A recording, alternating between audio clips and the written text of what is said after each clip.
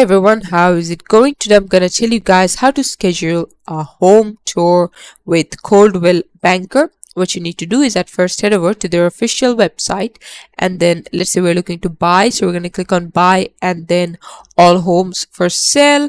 From there, let's say we want to buy one in New York. We're gonna click on New York, and then all of the popular cities will come up. Let's say we want to buy one in Queens, so we're going to click on Queens. As you can see, these are all the houses like available, and what you need to do, let's say we like this one, so we're going to click on this one, and then you can see the photos of the house.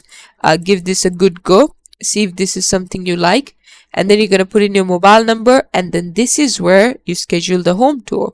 You select a date where you're free to meet, and then you put in the message, I am available from 5 p.m. PST on the date.